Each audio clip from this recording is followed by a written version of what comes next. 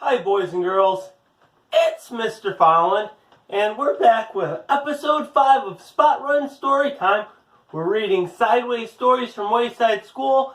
This is chapter 8. It's all about Myron. Now get up and get spot running. Myron had big ears. He was elected class president. The children of Mrs. Jules' class expected him to be a good president. Other presidents were good speakers. Myron was even better. He was a good listener. But he had a problem. He didn't know what a class president was supposed to do. So he asked, "What am I supposed to do?" "It's a difficult job," said Mrs. Jules, "but you can do it. You must turn the lights on every morning and turn them off at the end of the day." "What?" asked Myron. "As a class president, you must learn to listen," said Mrs. Jules. "I'll repeat myself only one more time. You must turn the lights on every morning." "I heard you the first time," said Myron. "It just doesn't sound like much of a job." "It certainly is," said Mrs. Jules. "Without light, I can't teach, and the children can't learn. Only you can give us the light. I think it is a very important job." "I guess so," said Myron. He wasn't convinced. "Here, let me show you how to work a light switch," said Mrs. Jules. "I already know how," said Myron. "I've been turning lights on and off all my life."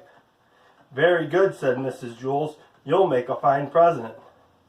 Myron wanted to be the best president ever, but it was such an easy job he thought that anybody could do it. When school let out that day, Myron stayed behind. He turned out the lights by flicking the switch down. "Excellent," said Mrs. Jules. On his way home, Myron heard a horrible noise. First there was a loud screeching, then a sharp squeal and a roaring engine, and then the very faint sound of a girl crying. Myron ran to see what had happened. Dana was bent over in the middle of the road. "What's the matter?" asked Myron. "My dog Pugsy was hit by a car," Dana cried. "Who did it?" asked Myron. I don't know," Dana sobbed. "They sped away." "Well, that's not important," said Myron. "We gotta try to save Pugsy." Pugsy lay unconscious in the street. Myron carefully picked her up. He carried her 2 miles to the vet. Dana cried at his side. "Don't worry, Dana," said Myron. "She'll be all right." But he wasn't really so sure. He gave Pugsy to the vet, walked Dana home, and then walked him home himself. Dana was so upset that she forgot to thank him. Myron didn't mind. He thought that was what being class president was all about. The next morning before he went to school, Myron went to Dana's house. Pugsy was there. She seemed all right. Dana petted her. Pugsy licked her face. "See, Myron, she's all right," said Dana. "The vet said that you brought her just in time." "Hi, Pugsy," said Myron. He petted her.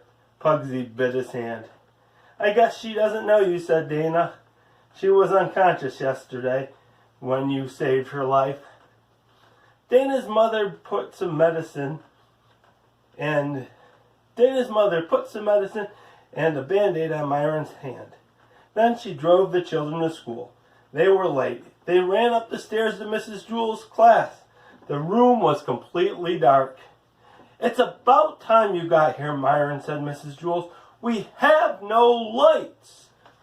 "Why didn't somebody else turn them on?" asked Myron. "Because you are the class president," said Mrs. Jules. "Show Stephen how to work the lights. From now on, he will be the class president."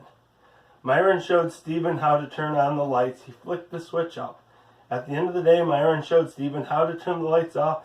He flicked the switch down. After a week, Stephen finally caught on. He made a good president. The lights were on every morning. Myron, who was president for only a day, was the best president in the history of Wayside School. It was just that nobody knew it. Boys and girls, did you spot run the whole time? If you did, you got stronger. Here's our steps for today. Boys and girls, I hope you're having an amazing day. It looks nice and sunny out. I think it's a great day. We'll see you in the next one. Bye.